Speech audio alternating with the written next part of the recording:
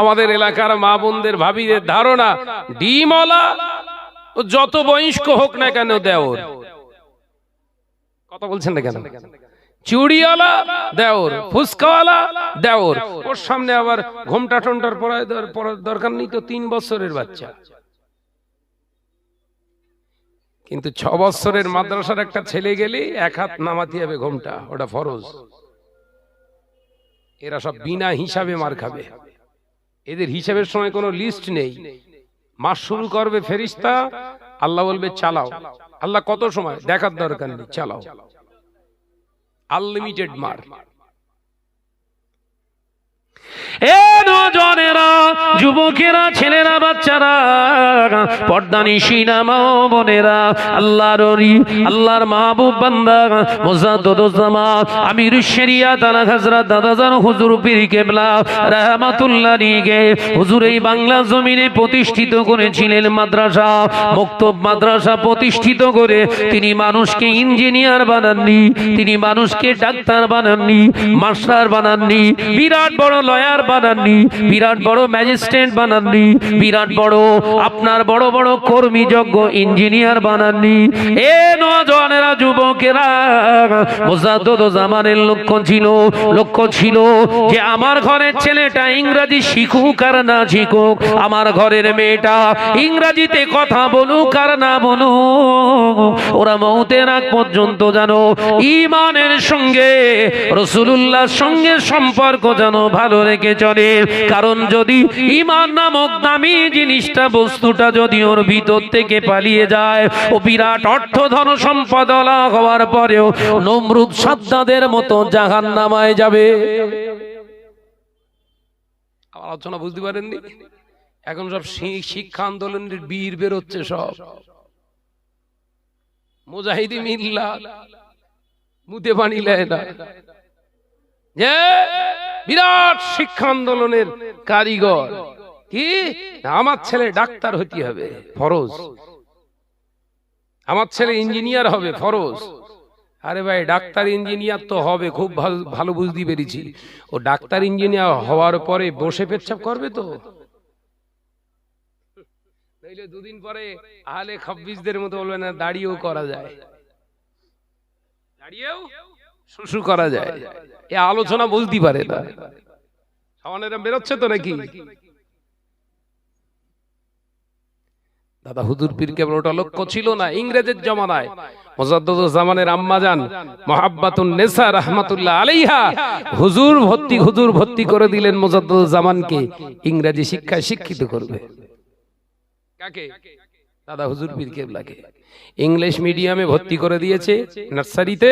হুজুর কেবলা মাদ্রাসা আপনার স্কুলে গেছেন ইংলিশ মিডিয়ামে, ইংরেজি ভালো দপ্তরে চাকরি করবে আবু বকর। ইংরেজিতে কথা বলতে পারলে ভালো পোস্টিং পাবে। মা দিয়েছে ইংরেজি আপনার স্কুলে, সেখানে 1 দিন 2 দিন যাওয়ার পরেই হঠাৎ করে মাই বলছে, খোকা ও স্কুলে আর যেতে হবে না। কেন আম্মা? না, ও শিক্ষা তোমার জন্য না। একবার জোরে বলুন না। কেন না? ওই মুজাদ্দিদুজ্জামান আবু বকর সিদ্দিক রাহমাতুল্লাহ আলাইহির আম্মাজান মুহাব্বাতুন নিসা রাহমাতুল্লাহ আলাইহা স্বপ্ন দেখলেন আমার আবু বকরকে শুইয়ে ফেলে তার সিনা থেকে সব নাড়ি ভুড়িগুলো বের করে দিয়ে ধৌত করা হচ্ছে। স্বপ্নের তাবির জানলেন ভালো বিজ্ঞ আল্লাহওয়ালার কাছ থেকে, আবু বকরের ওই শিক্ষা করা যাবে না, তোমার ছেলে আবু বকর ওই শিক্ষার জন্য দুনিয়াতে আসেনি। একবার জোরে বলুন। আলোচনা মাথায় ঢোকাতে হবে। নবী বললেন সবার থেকে আমার মহব্বত করতে হবে, সবার থেকে আমার মহব্বত করতে হবে।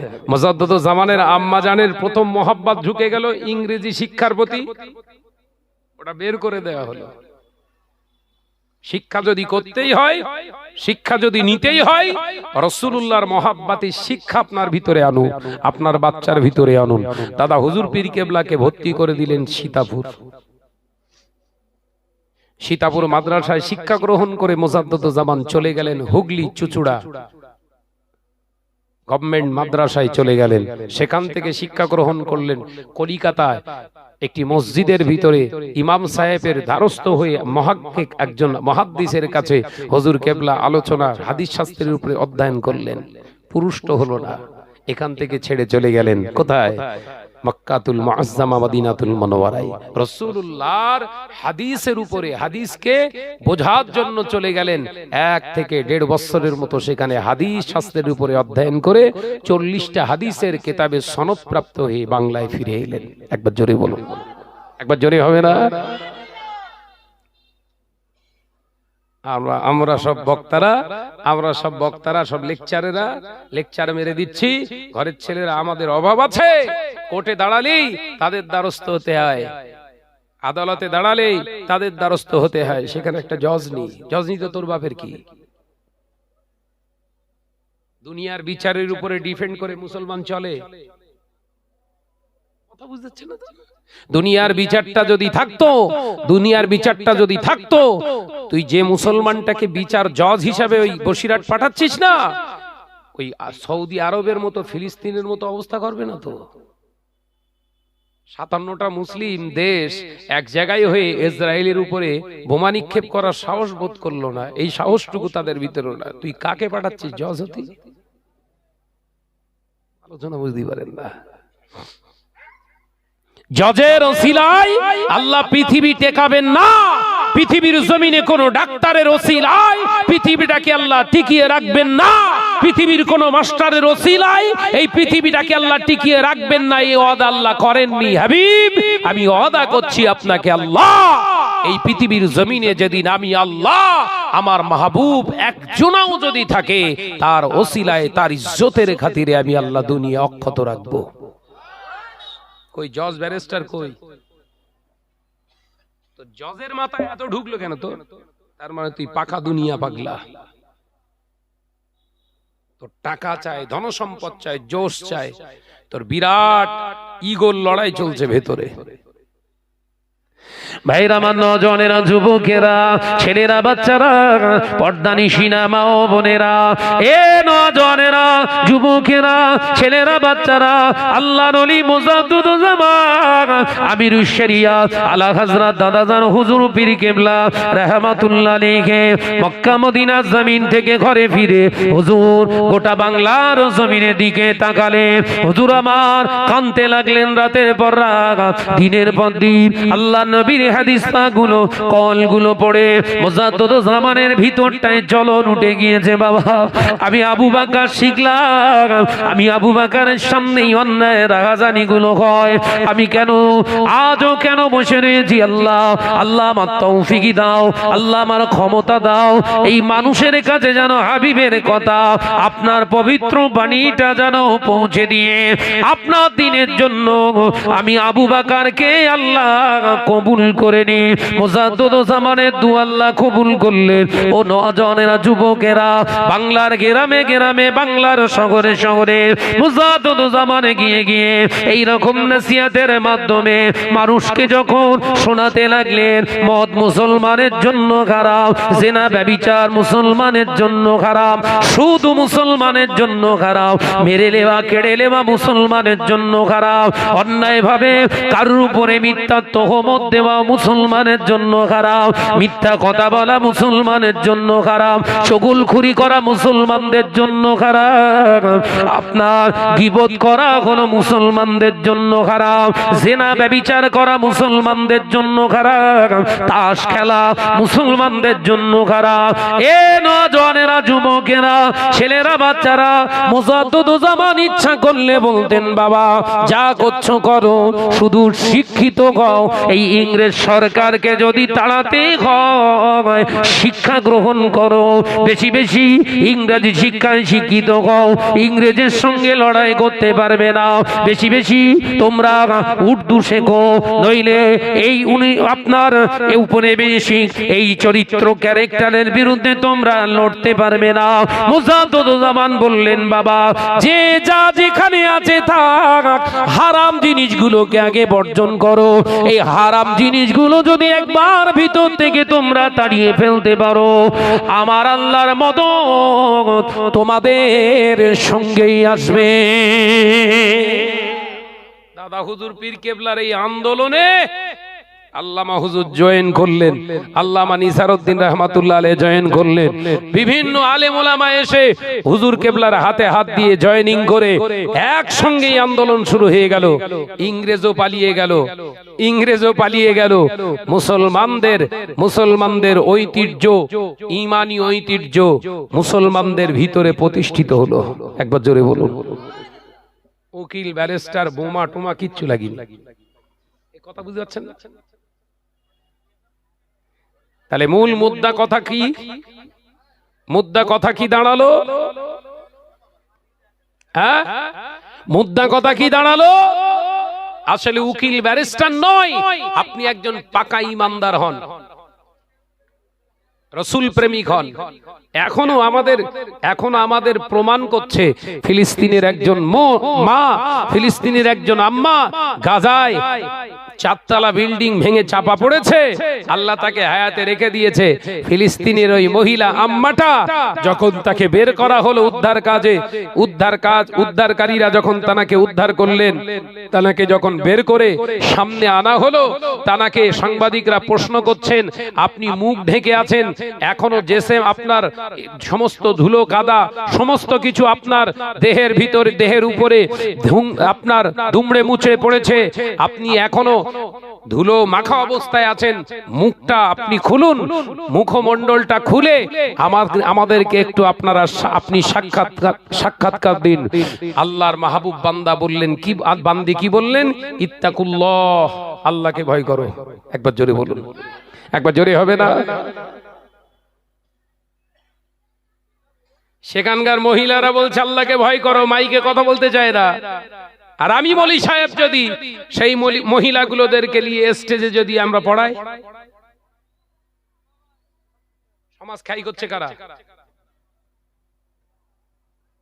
গাজায় বোমের আঘাতে ইহুদিদের বাসভবন তার উপরে পড়লো, মুখ খুললো না, জান চলে যায়, যাকে যায়, গলার সাউন্ড যেন বেগানা পুরুষ না শুনতে পায়। সাংবাদিকদের কথা বললেন না, সাংবাদিকদের সঙ্গে মুখটা ঘুরিয়ে ঢাকা অবস্থায়, আব্রু অবস্থায় বললেন, ইত্তাকুল্লাহ, আমার আল্লাহকে তোমরা ভয় করো। একবার জোরে বলো। তুমি বলি সাহেব কি শিক্ষিত হয়েছো, মহিলাদের নিয়ে স্টেজে তুমি হো হো করছো, বললি শাহনাজ খারাপ। আলোচনা বুঝতে পারেননি? দাদা হুজুর পীর কেবলা মহিলা মাদ্রাসা প্রতিষ্ঠিত করেছিলেন। এখনো ফুরফুরা শরীফে যাওয়ার আগে দেখবেন তাজপুর বলে একটি জায়গা আছে, ফুরফুরা শরীফের আগে ঠিক 1 কিলোমিটার আগে তাজপুর। হুজুর কেবলা ওখানে হাই মাদ্রাসা প্রতিষ্ঠিত করেছিলেন। হুজুরের অনেক মাদ্রাসা আছে মহিলা, সেই মাদ্রাসা শিক্ষা প্রতিষ্ঠানগুলো চলছে। হুজুর কেবলা বলিনি মহিলাদের নিয়ে একটা অনুষ্ঠান করো। কথা বুঝতে পারছেন না নাকি? এমন আধুনিকরণের সঙ্গে আমাদের জীবন আমাদের জড়িয়ে ফেলেছি, স্টেজে মহিলা না তুললি ঠিক যেন মানাচ্ছে না। তাহলে ওই স্কুলে যে হচ্ছে ওটা তো ভালো, ওখানে উঠতেছ তো একটা স্কুলে হচ্ছে না, আজকে হচ্ছে না, তাহলে ওইটাও ভালো, ওর খারাপ বলবি কেন? আলোচনা ঠিক বলছি না ভুল বলছি? জোরে বলে। ওটা কেন নিন্দা বন্ধ করবি? ওর নিন্দে বন্ধ করার দরকার নেই, ও ঠিক করছে। মান তাশাব্বাহা বিকওমিন ফাহুয়া মিনহুম, তোমরা যে কমিউনিটির অনুকরণ করে চলবে তাদের সঙ্গে তোমাদের হাসর হবে। মাথার ভিতর ঢুকিয়ে রেখো, যত বড় তুমি হুজুর সাজো না কেন, তোমার খবর আজ বলো। ভাইরা, নজনেরা, যুবকেরা, ছেলেরা, বাচ্চারা, পর্দানিশিনা মা বোনেরা, আমি যে আলোচনা করছিলাম তার রাসূল পাক সাল্লাল্লাহু পাক জবানে জানালে, আমি নবী আমাকে মহব্বত করতে গেলে, আমি নবী আমাকে মহব্বত করতে গেলে আমার সুন্নাত গুলোকে মহব্বত করো। সুন্নাতকে মহব্বত করা মানে পৃথিবীর জমিনে রাসূলুল্লাহর ইত্তেবা করে আপনার জীবন চলতে হবে, অনুসরণ করে চালাতে হবে। এ নজনেরা, যুবক যুবকেরা, ব্যবসা করাও হালাল, ব্যবসা করাও হালাল, তবে ব্যবসার সিস্টেম হলো আপনি ব্যবসা করছেন, কি গরুর ব্যবসা করছেন, কি সবজির ব্যবসা করছেন, কি আপনার জমি কেনা বেচার ব্যবসা করছেন, গাড়ি কেনা বেচার ব্যবসা করছেন, কিংবা আপনার এমনি করে বিভিন্ন ভুসি মালের ব্যবসা করছেন, মাছের ব্যবসা করছেন, ইটের ব্যবসা করছেন, করুন। এই নওজওয়ানেরা ব্যবসা করা হালাল, শরীয়ত মোতাবেক নবীর ইত্তেবা করে ব্যবসা করো। যতটুকু মাল কেনা বেচা করবে সত্যের উপরে, মাল 1 টাকার মাল 4 টাকা তুমি বিক্রি করো, অসুবিধা তো নাই, কিন্তু তোমাকে মিথ্যার আশ্রয়ে গ্রহণ করা যাবে না। 1 টাকার মাল 4 টাকা বেচো, 3 টাকা লাভ করো না, কিচ্ছু অসুবিধা নেই। কিন্তু এই বলা যাবে না আল্লাহর কি রে আমার 3 টাকা কেনা রে, কথা বোঝে না কেন? ওই কিরে টিরে খেয়ে আর ওই টাকা নিয়ে শুরুত করে চলে গেলুম হজে, কথা বুঝতে পারেন না কেন? মিথ্যার উপরে কিরে কসম জম্মের খাওয়া খেয়ে ওই টাকা নিয়ে মাদ্রাসায় দান করে দিল, হবে না? পায়খানা যদি দান করা যেত তাহলে তো অনেক কিছু হয়ে যেত। পায়খানা আমার দান হয়, কথা বলছে না কেন? অসুবিধা হচ্ছে নাকি বলো, লেখদেশ নাকি আমার এইরকম কথাবার্তা কি বলবো বলেন? মহাব্বতের সঙ্গে দুরূদ, আল্লাহুম্মা সাল্লি আলা,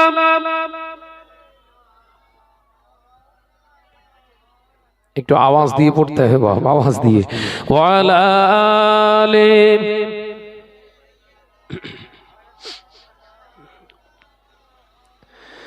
ডেকে লা রাসূলুল্লাহ রওজা পাকের কিনারে, আমি সইতে পারি না বিরহ ব্যথা,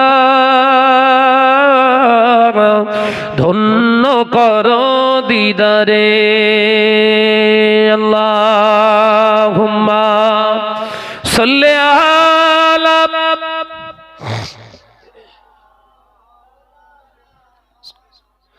ওয়ালা আলি,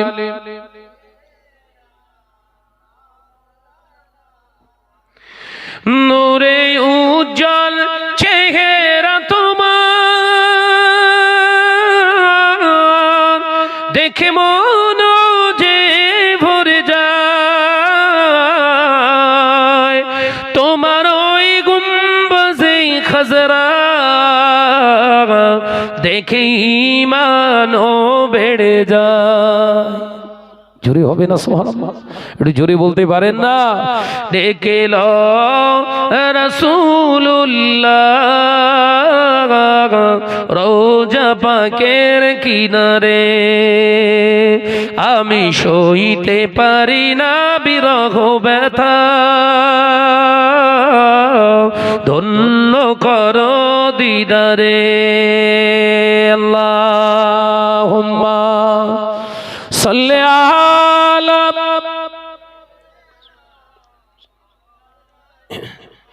মাশাআল্লাহ মাশাআল্লাহ, আরো জোরে হবে। ওয়ালা আলি,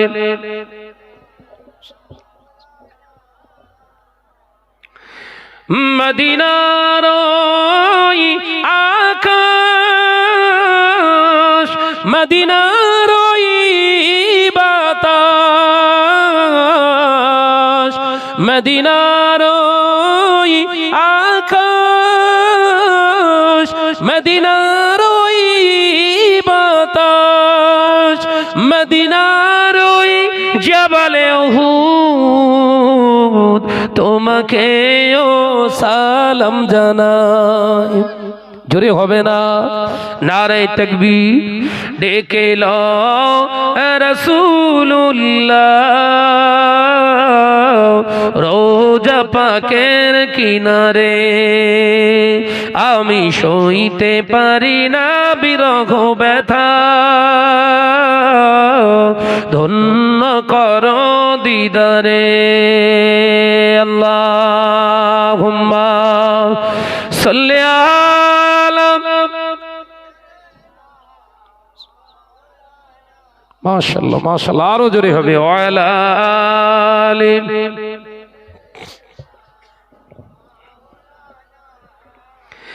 ও নজনেরা, যুবকেরা, ছেলেরা, বাচ্চারা, পর্দানিশীনা মা ও বোনেরা, আলোচনা বধুর। আল্লাহ নবী বলেননি আমি নবীর জন্য ছেলে ফুলার যত্ন তুমি করবে না, ব্যবসা বাণিজ্য তুমি করতে পারবেন না।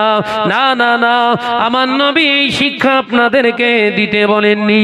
নবী জানালেন ব্যবসা তুমি করো, ব্যবসা তুমি করো, কিন্তু আমি নবীর আদর্শ মেনে ব্যবসা করো।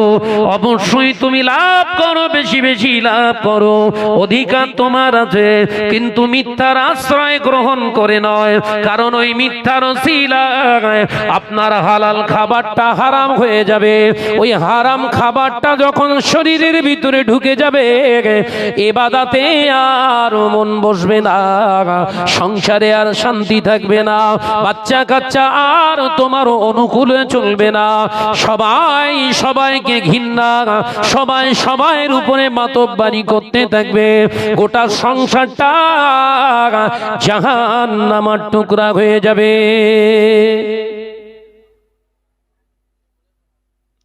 হারাম এমনই একটা বস্তু না, ও আপনার শরীরে গেলে আপনার আর ওই হালাল দেখি মন আর থাকবে না। এই আজকে এত বড় একটা প্যান্ডেল সুন্দর করে সামিয়ানা করে করেছে তো, এত সুন্দর নকশা করেছে তো, লাইট ফাইট দিয়ে সাজিয়েছে, বসার জায়গা করেছে।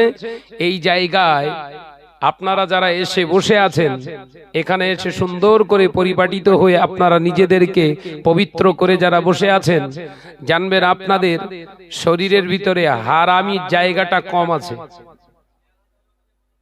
এই এখানে কি হলো?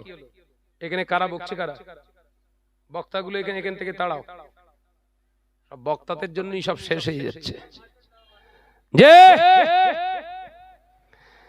আর সেখানেও একটা মজলিস চলছে, সেখানেও একটা মজলিস চলছে। খোঁজ নিয়ে দেখেন এখানকার কিছু ছেলে ওখানে গিয়ে বসে আছে। কথা ঠিক না? বল জোরে বল না রে বাবা। যে এটা আফসোসের কিছু নেই, ওদের জন্য আফসোস করে লাভ নেই, মন ভেঙে লাভ নেই, আপনার ভিতরে কোনো অনুশোচনা আনার দরকার নেই। কারণ সম্পূর্ণটা ব্লাড সার্কুলারের ব্যাপার আছে। কথা বুঝতে পারছেন না? আর ব্লাড তৈরি হয় কি থেকে? খাবার থেকে। খাবারটা যদি ভালো হয়, ব্লাড কথা বলে না, ভালো হবে। আল্লাহ নবী দোজারে বাদশাহ হাবিবুল্লাহকে, নবী জনাবে মুহাম্মদুর রাসূলুল্লাহকে সাল্লাল্লাহু আলাইহি ওয়াসাল্লাম পাক জবানে মদিনার মসজিদে নবী শরীফে 1 তারিখে বলেছিলেন, ও আমার সাহাবীরা, ও আমার সাহাবারা, আমি রাসূলুল্লাহকে সাল্লাল্লাহু আলাইহি ওয়াসাল্লাম তোমাদেরকে জানিয়ে দিলাম, শুনে রেখে দাও, জেনে রেখে দাও, এমন একটা দিন আসবে, সময় আসবে, যেদিন মুসলমানের টাকার অভাব হবে না, আমার উম্মতে পৃথিবীর জমিনে তাদের বাড়ির অভাব হবে না, মুসলমান অর্থওয়ালা হয়ে যাবে, মুসলমান নামাজ পড়বে, রোজা করবে, হজ করবে, যাকাত দেবে, মুসলমান মসজিদ বানাবে, বিরাট বড় বড় সুন্দর নকশাওয়ালা কারুকার্য আপনার বিউটিশিয়ান মসজিদ তারা বানাবে। ও আমার সাহাবারা, মসজিদ ভর্তি মুসল্লি তোমরা দেখতে পাবে, কিন্তু এই মুসল্লিদের ভিতরে ঈমান খুঁজে পাবে না। আলোচনা বুঝে নেন। ইবনে মাজাহ শরীফে এসেছে হাদিসটি। বিশ্বনবী কি বললেন? নামাজ পড়বে, রোজা করবে, হজ করবে, যাকাত দেবে। মুসলমান নামাজ পড়বে শুধু না, দাড়ি রাখবে, টুপি পরবে, জুব্বা পরবে, কাতার ভর্তি মসজিদ জ্যাম করে মুসলমান নামাজ পড়বে, কিন্তু ঈমানদার খুঁজে পাওয়া যাবে না। আমরা সেই সময় উপনীত হইনি তো। হাদিসটা এখানে শেষ না, আরেকটু আছে। আল্লাহ নবী পাক জবানে জানিয়ে দিলে, ও আমার সাহাবারা, যখন এই পরিস্থিতি আসবে তখন জানবে মুসলমানের কাছে দুটি হারাম জিনিস হালালের মতো হয়ে গিয়েছে। কি কি ইয়া রাসূলুল্লাহ, হাবিবাল্লাহ, কি কি?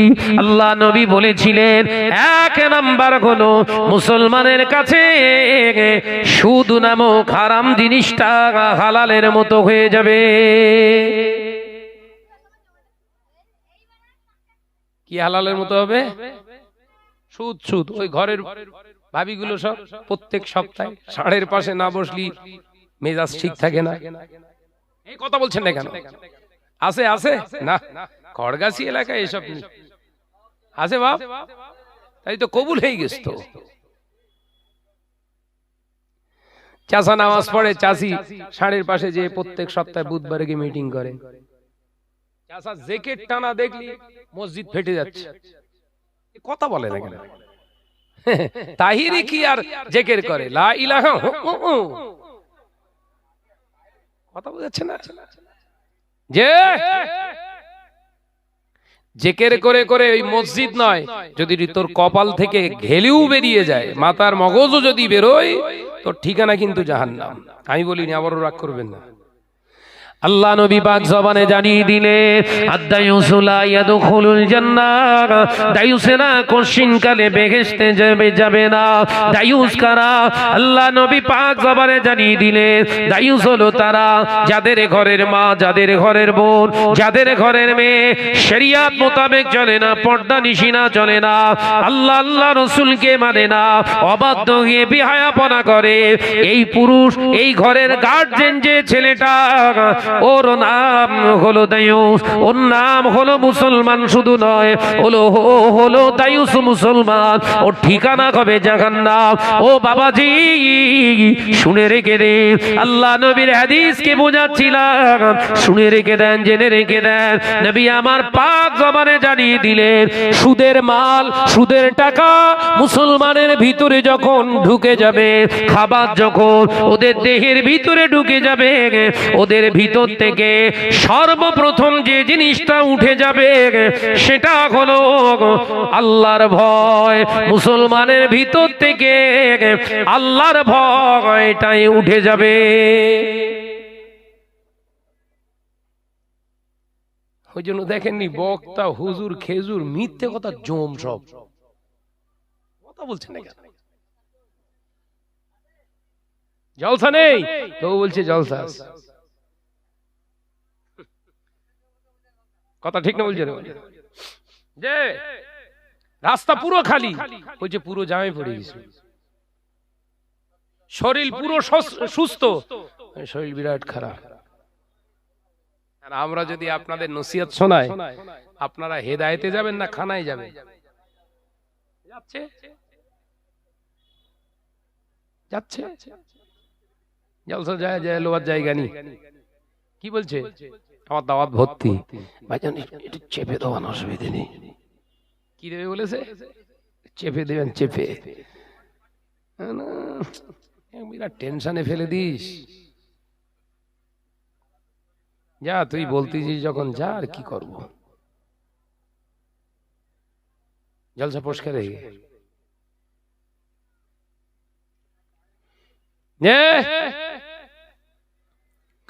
ভাইরা আমার, রাসূল পাক সাল্লাল্লাহু আলাইহি ওয়াসাল্লাম বললেন, সুদের মাল মুসলমানের ঘরে ঘরে ঢুকবে, সুদ ছাড়া মুসলমান চলতে চাইবে না।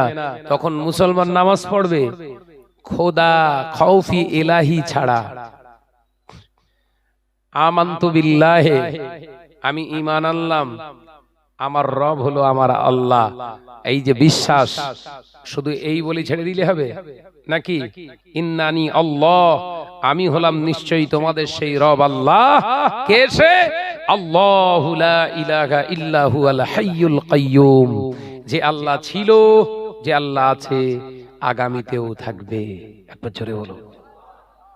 তাহলে ভয় কার করতে হবে? কিন্তু বিশ্বনবী বললেন, সুদের মাল, সুদের খাবার ভেতরে ঢোকার কারণে প্রথম নম্বর যে বিশ্বাস, আল্লাহর ভয় করতে হবে, এটাই মুসলমানের কাছ থেকে হয়ে যাবে। প্রতিষ্ঠিত একটা চেয়ার খালি হলে সেই খালি চেয়ার থাকলে কে এসে বসে? যে দাঁড়িয়ে আছে। কথা বলে না কেন? বাসে যাচ্ছিলেন বসিরহাটে, একটা সিটে বসেছিল একজন, সে উঠে পড়েছে, সিট খালি, সামনে দাঁড়িয়ে রয়েছেন। আপনি কি দাঁড়িয়ে থাকবেন? বসে যাবেন? আল্লাহ বলছে ইয়া আইয়ুহাল্লাযীনা আমানু দুখুলু ফিস সিলমি কাফা ওয়া লা তাত্তাবিউ, তার মানে দাঁড়িয়ে রয়েছে শয়তান পেছনে। কথা বুঝতে পারি না। আরে এখানে কোরআন থেকে বোঝাচ্ছি, ভালো করে বুঝুন। আল্লাহ বললেন ঈমান যারা এনেছো উদখুলু ফিস সিলমি কাফা, ইসলামের ভিতরে পরিপূর্ণ রূপে প্রবেশ করো। ওয়ালা তাত্তাবিউ, খবরদার ইত্তেবা করো না, তোমরা অনুসরণ করো না খুতুয়াতিশ শয়তান, যে আমার কাছ থেকে বিতাড়িত হয়েছে, আমার জাহান্নামের অধিকারী হয়েছে, ওর অনুসরণ তোমরা করো না। তার মানে আল্লাহ এই আয়াত দ্বারা ইঙ্গিত দিয়ে বুঝিয়ে দিলেন আমার রাস্তা ইসলামের ভিতরে প্রবেশ না করলেই দাঁড়িয়ে আছে কে? বলেন। সিট খালি দেখেছে, সিট খালি দেখে স্টপ করে বসে পড়েছে। আমার ভেতর থেকে সিট খালি হয়ে গেছে কি? আল্লাহর ভয়, হাওয়া। এখন তো খালি ভেতরে, আসবে কে? ভাইরা আমার নজনেরা, নবী বুঝিয়ে দিলেন এই আল্লাহর ভয় না থাকার কারণে এই মুসলমান গুলোর ভিতরে প্রতিষ্ঠিত হয়ে যাবে মরণের ভয়, সমাজের ভয়, অপমানের ভয়, লস হবার ভয়, কেটে যাবার ভয়। এই ভয় তাদের অন্তরে বিরাজমান করবে। আল্লাহকে না ভয় করার কারণে ওর ভিতরটায় মৃত্যুর ভয় প্রতিষ্ঠিত হয়ে যাবে, সমাজের ভয় প্রতিষ্ঠিত হয়ে যাবে, নেতা মন্ত্রীর ভয় ওর অন্তরে প্রতিষ্ঠিত হয়ে যাবে। আল্লাহর নবী পাক জবানে জানিয়ে দিলেন, ও বাবা সাহাবীরা, দ্বিতীয় জিনিস, ওই হারাম ঢোকানোর কারণে শরীরের ভিতরে আল্লাহর উপরে যে ভরসা রাখার দরকার ইমানদারের, সেই ভরসাটা আর থাকবে না। তখন ওই মুসলমানটা দুনিয়ার মানুষের উপরে ভরসা করতে থাকবে। শুরু হয়েছে না হয়নি?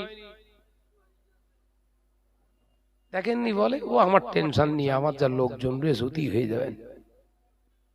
কথা বলছেন না কেন?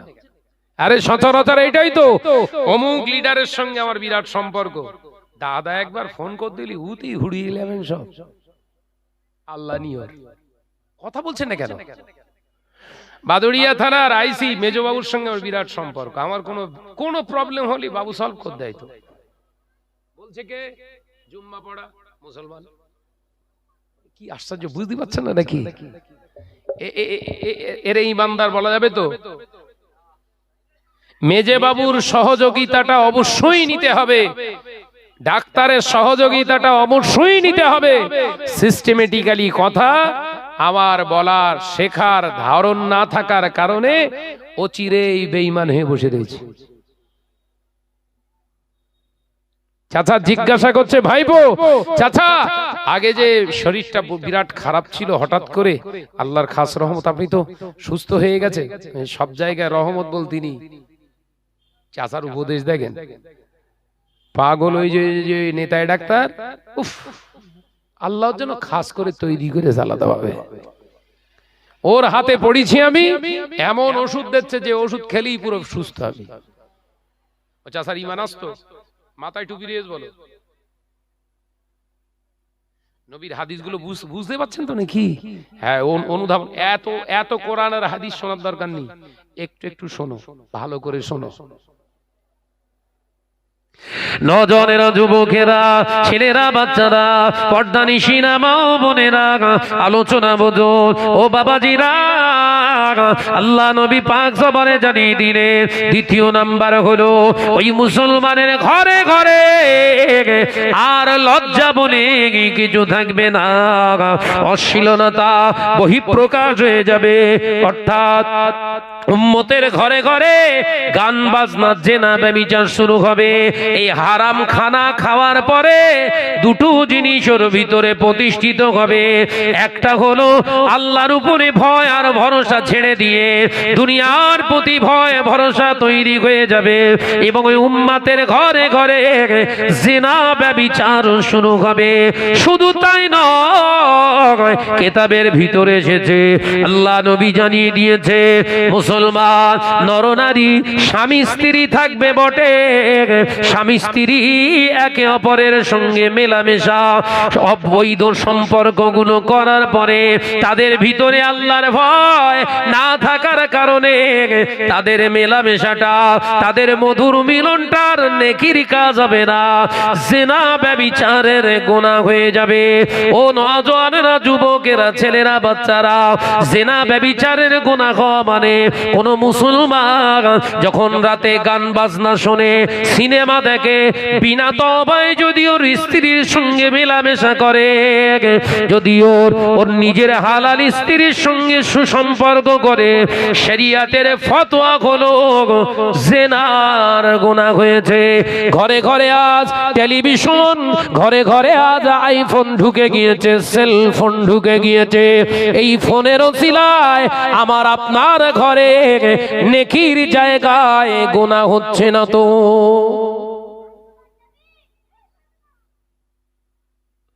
কিতাবের ভিতরে যে একবার স্বামী স্ত্রী যদি আমি রাসূলুল্লাহর সুন্নাত মোতাবেক যদি তারা মধুর মিলন ঘটায়, তারা যদি একে অপরের সঙ্গে শারীরিক সম্পর্ক করে, আল্লাহ ওই দম্পতির উপরে খুশি হয়ে গিয়ে ওদের নামায় আমলে আমার আল্লাহ পাক আল্লাহ তাআলা জিহাদের ময়দানে 20টা কাফেরকে কতল করলে যে সওয়াব দিত, একবার মেলামেশা করার কারণে, সুন্নাত মোতাবেক জীবন তৈরি করার কারণে আল্লাহ খুশি হয়ে উম্মতের নামায়া বলে সেই সওয়াব দান করে দেয়।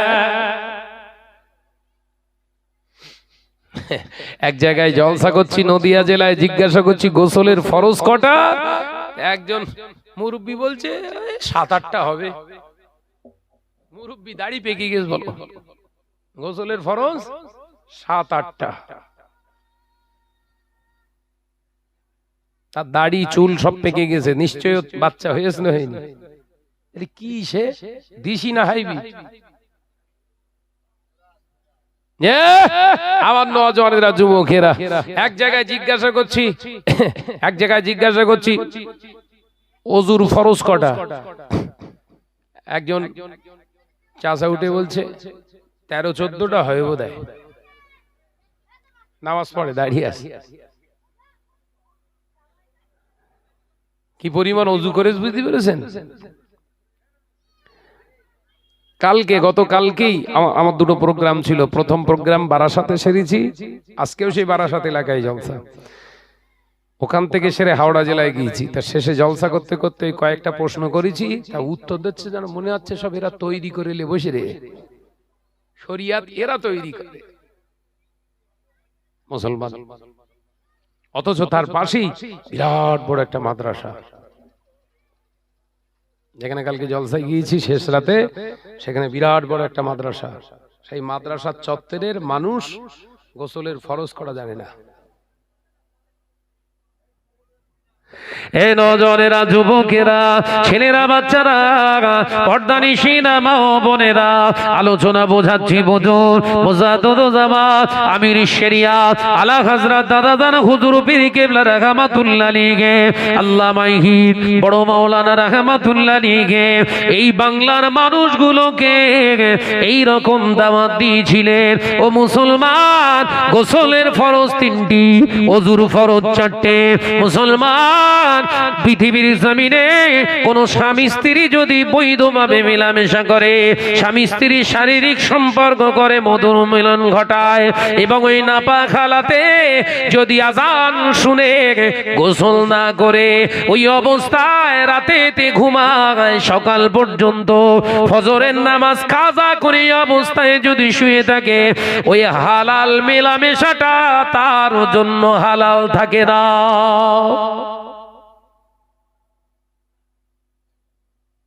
আমাদের সব ভাবিদের গোসল হয় সব 12টার সময়, রান্না বান্না সব করে, পান্তা খেয়ে যাওয়া, কাঁচা লঙ্কা দিয়ে টেস্ট আলাদা। কথা বলছেন না কেন? রান্না বান্না সব হয়ে গেছে, নামাজ কালামের কোনো ব্যাপার নেই, এসে বলছে ভাইজান একটা তাবিজ দেন, বিবির পেটে বাচ্চা যেন ভালো সন্তান হয়। ফরজ গোসল করিনি, আমার তাবিজও ভালো সন্তান হবে। কি জ্বালা বলেন, বুঝতে পারছেন না নাকি? ও ফরজ গোসল করেনি, স্বামী স্ত্রী মেলামেশা করার পরেও ফরজ গোসল করেনি, ফজরের নামাজ পড়িনি, কটা তরক করেছে, দুটো ফরজ তরক করেছে। ফজরের নামাজ পড়িনি, ফরজ গোসল করিনি, দুটো ফরজ তরক করার পরেও আমার তাবিজে ওর সন্তান ভালো হবে। আর সত্যি ভালো হয়েছে। হওয়ার পরে শুধু পেচ্ছাপ লাগলেই মায়ের কোলে উঠে পেচ্ছাপ করে। নিচে যখন বলে মনে হয় শুশু কর না, যেই গদিতে শুইয়ে দিয়েছে হড়হড় করে ঢেলে দিয়েছে। তার মানে ওখান থেকে ফার্স্ট নমুনা তৈরি হচ্ছে, বড় হই তোদের গালে কি করে পেচ্ছাপ ফিরতে আমি জানি। কথা বুঝতে পারছেন না? অথচ ওই সন্তান তৈরি করেছিলেন হযরতে বড় পীর সাহেব হুজুর রাহমাতুল্লাহ আলাইহির আম্মা। ওই সন্তান পৃথিবীর জমিনেতে জন্ম দিয়েছিলেন হযরতে শাহ সুফি, হযরতে মুজাদ্দিদ জামান দাদা হুজুর পীর কেবলা রাহমাতুল্লাহ আম্মা। ওই সন্তানই জন্ম দিয়েছিলেন বসিরহাটের সন্তান আল্লামা হুজুর রাহমাতুল্লাহ আলাইহি। ও বাবাজিরা, আমরা কেন সেই সন্তানগুলো তৈরি করতে পারছি না? তার কারণ একটা, খোঁজ নিয়ে দেখে আল্লাহর হুকুমকে ভায়োলেশন করার কারণে পৃথিবীর জমিনে রাসূলুল্লাহ সুন্নাত মোতাবেক জীবনটাকে নির্মাণ করার না কারণে, শরীয়তকে প্রাধান্য না দেওয়ার কারণে, রাসূলুল্লাহর জীবন আদর্শটাকে নিজের জীবনে গুরুত্ব না দেওয়ার কারণে সন্তানগুলোর জায়গায় এক একটা শয়তান হয়ে গেছে। ওই সিট খালি থাকলে কি কে বলবে বলেছে? সুন্নত মোতাবেক জীবন তৈরি করেননি, শয়তান গ্যাপ পূরণ করে দিয়েছে। ওই সন্তান আর সন্তান হয়নি, যে কটা হয়েছে ডান পিঠে পাক্কা শয়তান আর খাসলাত। আজকে মুসলমানদের সব থেকে বড় খারাপিয়াত এসে গেছে। মুসলমানের টাকার অভাব নাই, পয়সার অভাব নাই, মসজিদ মাশাআল্লাহ হচ্ছে, মাদ্রাসা মাশাআল্লাহ হচ্ছে, খুব হচ্ছে, করেন না, অসুবিধে নেই। মাদ্রাসা মসজিদ করা তো বিরাট ভালো কাজ, কিন্তু ভালোভাবে করতে হবে, তবে ভালো। শরিয়াতের শর্ত, ভালো কাজ করলেই ভালো না বলো? শরিয়াতের শর্ত, নামাজ আফজালুল ইবাদত বলা হয়েছে। আফজাল মানে উত্তম, সর্বাধিক উত্তম ইবাদত হচ্ছে নামাজ। কিন্তু কেউ যদি ওযু না করে নামাজ পড়ে, এই বলল আফজাল ইবাদত। নরেন্দ্র দামোদর ভাই মোদি যদি নামাজ পড়ে, মমতা বেগম খালা যদি নামাজ পড়ে, কথা বলে না কেন? নামাজ তো আফজাল ইবাদত বলছে। তো নামাজের শর্ত, প্রথম নামাজ পড়তে গেলে আপনাকে ঈমানদার হতে হবে। দ্বিতীয় শর্ত, ঈমান থাকলেই নামাজ হবে তা নয়, আপনাকে পবিত্র হতে হবে। পবিত্র হওয়ার শর্ত নয়, তারপরেও আবার একটা শর্ত, কাপড় পবিত্র হতে হবে, এতে নামাজ হবে না। এরপরে আবারও একটা শর্ত, জায়গা পবিত্র, যে জায়গায় দাঁড়াবেন সেটাও যেন পবিত্র হয়। দেখেছেন? নামাজ বললি নামাজ, কথা বলছেন না কেন? আমাদের ঘরের ছেলেরা, আমাদের ঘরের মেয়েরা, আমাদের ঘরে বাবাজিরা ওযু করে, মনে করে হাত মুখ ধুয়ে ফেললেই ওযু হয়। ওযু করার আগে 4টে আদব আছে। কটা আদব? ওযুর কটা আদব? 4টে আদব। এসব জলসা হয়নি। ওযুর আদব হলো 4টে। নাম্বার 1, ওযু করতে যখন বসবেন এই নিয়তে বসবেন, আমার সমস্ত চোখের গোনা, মুখের গোনা, জবানের গোনা, হাতের গোনা, সমস্ত কিছু আমি ধৌত করে রবের সান্নিধ্যের জন্য পবিত্রতা অর্জন করছি। একবার জোরে বলুন ওযু। দ্বিতীয় আদব, ওযু করতে বসে হাতে পানি নেওয়ার সাথে সাথে আপনার চোখ যেন এদিকে ওদিকে আর না ঘোরাঘুরি করে। ওযুর তৃতীয় আদব, ওযু করতে গিয়ে দুনিয়ার কোনো কথাবার্তা যেন আপনার জবান দিয়ে আর না বের হয়। আমার আলোচনা বুঝতে অসুবিধা হচ্ছে? ওযুর চতুর্থ নম্বর আদব, ওযু করার সময় খেয়াল রাখুন আপনার পাশে যে ওযু করছেন তার গায়ে যেন আমার ওযুর পানিটা গিয়ে না পড়ে। চাচা মসজিদের ওযুখানায় ওযু করছে, হাতে পানি, ফেরেশতা পর্যন্ত দৌড়চ্ছে। এই কথা বলছেন না কেন? বললেই রাগ হয়। হ্যাঁ, আপনি অজু করলেন, মন পবিত্র হলো, শরীর পবিত্র হলো, নামাজে দাঁড়িয়েছেন, মন দাঁড়াচ্ছে না কেন? নামাজে অজুর গলদ আছে। চাচা আবার অজু করেছে, গোড়ালি ভিজিনি, শুকনো, শীতকাল তো কোন রকম মেরে দিয়ে বেরিয়ে গেছে। দেখতে পেয়ে বলছি, চাচা এই পেছনের দিকে শুকনো মতো লিখতে, বলছে ওইরাম দেখায়, তার মানে ও ধোবে না। কথা বুঝতে পারছেন না? ওই অবস্থায় ধুনবে নামাজ। কথা বুঝতে পারছেন না নাকি? ওই অবস্থায় চালাবে। পেছনে গুড়মুড়োই দেখেন না সাদা, ও তাহলে বোধহয় ভিজিনি। কি অজু করেছে রে বাবা! ওই অজু করে এখন আল্লাহর সঙ্গে ওর কথাবার্তা হবে। হুজুর বলেছেন, আসসালাতু মিরাজুল মুমিনিন, নামাজ হচ্ছে মুমিনের জন্য আল্লাহর সঙ্গে সাক্ষাতের মাধ্যম। আল্লাহু আকবার। আল্লাহর সঙ্গে কথাবার্তা সাক্ষাৎ করা তো দূরের কথা, আল্লাহু আকবার বলে তাকবীরে তাহরিমা করি, বড় মেয়ের ছেলের কথা মনে পড়ে গেল। বহুত দিন ছেলেটা ফোন করেনি। কথা বলছেন না কেন? আল্লাহু আকবার তাকবীরে তাহরিমা বেঁধেছে আর মনে পড়ে গেছে, তাই তো সেই কাটিয়াহাট সে বাজার থেকে সেই জিনিসটা তো আনা হয়নি। এই নজরেরা, যুবকেরা, ছেলেরা, বাচ্চারা, পর্দানিশিনা মা বোনেরা, আমার নবী পাকের কলিজার সাহাবীরা এসে রাসূলুল্লাহকে বললেন, ইয়া রাসূলুল্লাহ, হাবিবাল্লাহ, আমাদের ভাই হযরতে আলী কাররামাল্লাহু ওয়াজহাহু, হুজুর আমার হুজুরের পায়ের পিছনের দিকে তীর গেঁথে গিয়েছে, শত্রুদের ছোড়া তীর হযরতে আলী ভাইয়ের পিছনে গেঁথে গিয়েছে। ইয়া রাসূলুল্লাহ, হাবিবাল্লাহ, আমাদের ভাই আলীর পায়ের গাঁথা তীরটা আর কেউ বার করতে পারে না, যন্ত্রণায় ঝটপট করে। আল্লাহ নবী বললেন, অপেক্ষা করো, আমার আলী যখন নামাজে দাঁড়িয়ে যাবে, তোমরা দুজন গিয়ে পিছন দিক থেকে ওই আলীর গেঁথে যাবা তীরটাকে ধরে টেনে ছিঁড়ে বার করবে, আমার আলী জানতে পারবে না। পায়ে তীর গেঁথে গেছে, তীরটা বার করতে পারছি না, ইয়া রাসূলুল্লাহ একটু সবর করো, এক্ষুনি আমার বেলাল আজান দেবে, আজান দেওয়ার পরই আমার আলী নামাজে দাঁড়াবে, সালাতে যখন দাঁড়িয়ে যাবে আলীর গেঁথে যাওয়া তীরটাকে তোমরা টেনে ছিঁড়ে বার করবে, আমার আলী বুঝতে পারবে না। জোরে বলুন। আর আমার ভাই নামাজ পড়ছে, আল্লাহ পরীক্ষা করার জন্য একটা মশা পাঠিয়ে, যাও সামনে একটু ঘোরাঘুরি কর, ওর সামনে যেয়ে মুসল্লির সামনে যে একটু ঘোরাঘুরি কর বাপ, যা। এসে মশা ঘোরাঘুরি করতে, চাচা সূরা ফাতিহা আলহামদুলিল্লাহি রাব্বিল আলামিন আর রহমানির রহিম। ভাই ও নামাজি না খুনি নামাজি? যে নামাজের ভিতরেও খুন করে, ওর মতো বড় মার্ডারের কেসে আসামি আর কেউ আছে? আল্লাহ নবী কোলে যান সাহাবী হযরতে আলী রাদিয়াল্লাহু তাআলা আনহু, হুজুর আমার নামাজে দাঁড়িয়ে গেলে সাহাবায়ে কেরামের উপস্থিত, আল্লাহ নবী ইশারা করলেন, আল্লাহ নবী সাহাবী হযরতে আলী রাদিয়াল্লাহু তাআলা আনহু নামাজ আদায় করছে, এমন সময় দেখতে পাওয়া যায় হযরতে আলীর পিছনে গেঁথে যাওয়া তীরটা দুইজন সাহাবী হুজুর টেনে হিচড়ে ছিঁড়ে বার করলেন। এ নওজওয়ানেরা, যুবকেরা, বিনিময়ে হযরতে আলী রাদিয়াল্লাহু তাআলা আনহু একবারে উহু করে উঠলেন না।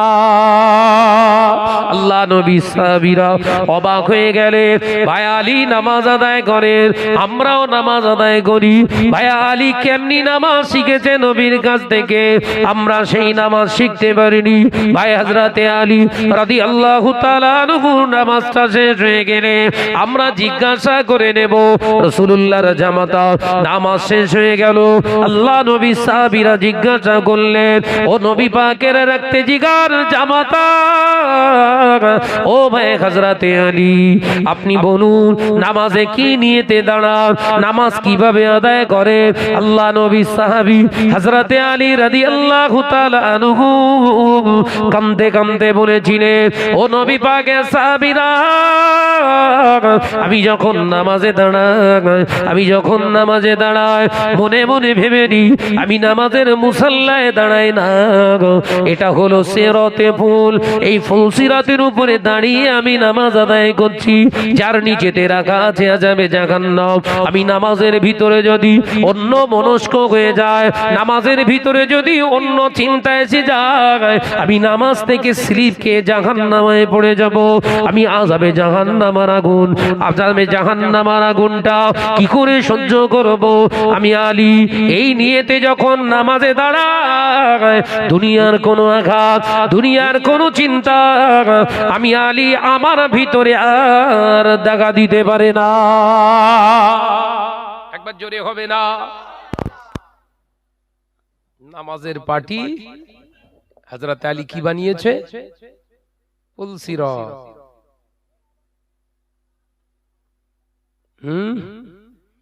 চাচা আমার নামাজে দাঁড়িয়ে সেজদায় যাচ্ছে, সামনে ধুলো আছে তো ফু দে, তারপর সেজদা। কথা বলছি না কেন? ওর কপাল আল্লাহর জন্য সেজদায় অবনত হয়েছে, কিন্তু ধুলো যেন না লাগে। নামাজের ভিতরে কত মেনশন দেখেছেন? আলোচনা বুঝতে পারছেন না নাকি?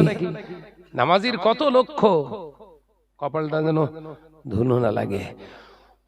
আল্লাহু আকবার, তারপর সেজদা।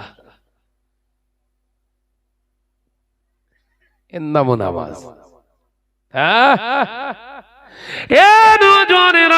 আল্লাহ নবী কলিজার সাহাবী হযরত আলী রাদিয়াল্লাহু তাআলা আনহু আবারও বললেন, ও নবী পাকের সাহাবীরা, আমি আলী নামাজে যখন দাঁড়াই, আমি নামাজে যখন নিয়ত করি আল্লাহু আকবার তাকবীরে তাহরিমা করার সঙ্গে সঙ্গে আমার মনে এসে যায় আমি আলী ওযু বানিয়েছি আমার রবকে দেখবো বলে, আমার রবের রেজামন্দির জন্য আমি সালাতে দাঁড়িয়েছি, আমি সালাত কায়েম করেছি, নামাজে দাঁড়িয়েছি আমার রবকে আমি দেখবো বলে।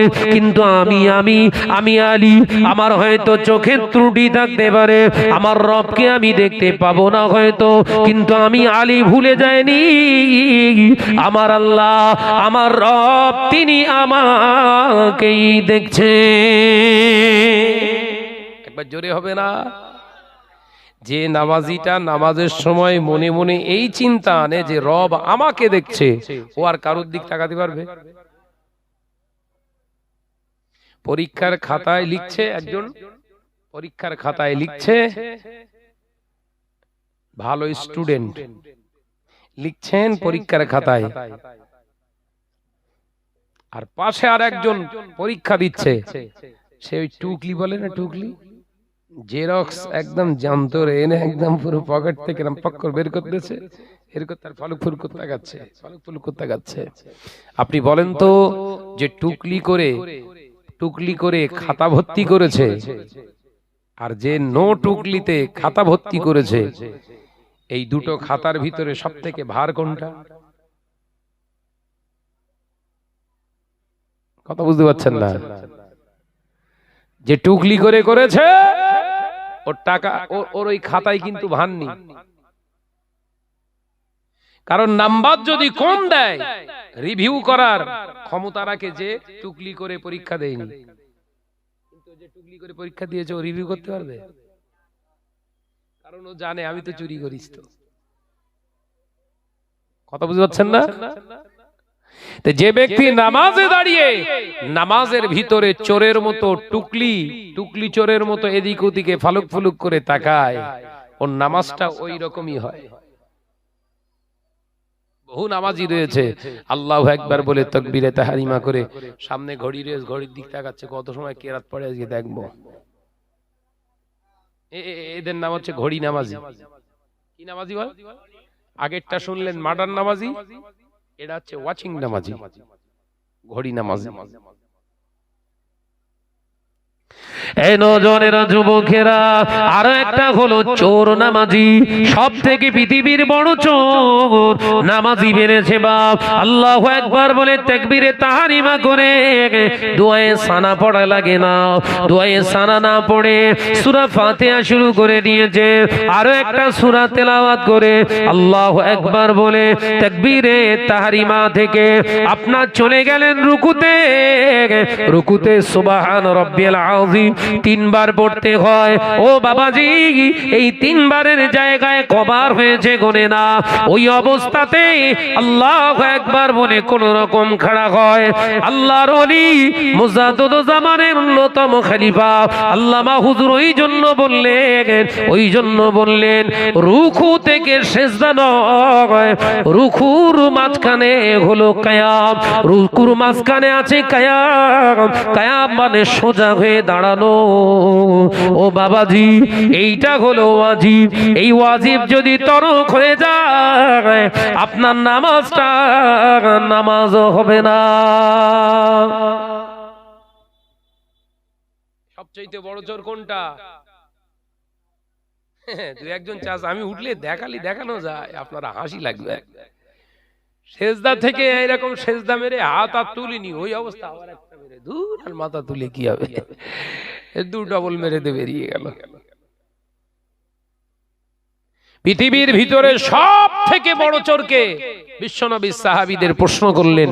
আল্লাহ নবী সাহাবীরা বললেন, হুজুর যারা মাল চুরি করে, ধন সম্পদ চুরি করে, বললেন ইন্নাত জাওয়াবাকা লা সাহিহুন, নিশ্চয়ই তোমরা উত্তরটা সঠিক দিতে পারলে না। আমি রাসূলুল্লাহ বলছি চোর হলো সব থেকে বড় চোর যারা নামাজের ভিতরে চুরি করে।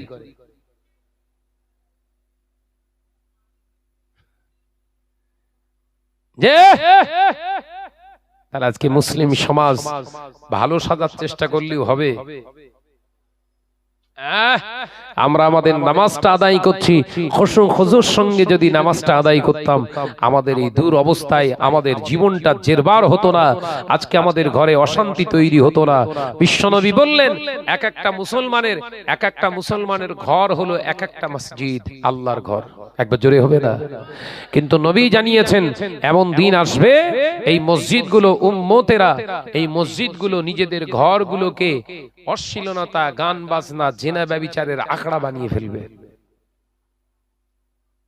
বিবেককে প্রশ্ন করুন তো, ঘরগুলো মসজিদ বলে আর রেখেছি? সিনেমা হল হেরে যায়। ঘরে বছরে আপনাদের এই খড়গাছি জলসা হয়, বছরে বক্তব্য রাখে 2 জন বক্তা 3 জন বক্তা, 6 ঘন্টা ওয়াজ চলে। আর আপনার ঘরে প্রতি মাসের শেষে 350 টাকা কেবিল ভাড়া দিয়ে এভরিডে 16 ঘন্টা কি চলে? কথা বলছেন না কেন? তাহলে রাস্তা আপনি বন্ধ করে দিয়েছেন। চিন্তা ভাবনা করুন, চলুন সেই মতো জীবন তৈরি করি। আল্লামা হুজুরের প্রচেষ্টা, মুজাদ্দিদ জামানের অক্লান্ত পরিশ্রমের প্রচেষ্টার স্বপ্নকে বাস্তবায়িত করি। আসুন প্রতিষ্ঠান যা যা আছে থাক, মুজাদ্দিদ জামানের যে প্রতিষ্ঠানগুলো, দাদা হুজুর পীর কেবলার যে প্রতিষ্ঠানগুলো, আল্লামা হুজুরের যে প্রতিষ্ঠানগুলো আছে, ওই প্রতিষ্ঠানগুলো একটু সহযোগীর হাত বাড়িয়ে দিয়ে অন্তত ওই প্রতিষ্ঠান থেকে আমাদের ছেলেগুলোকে তৈরি করে নেই। ওই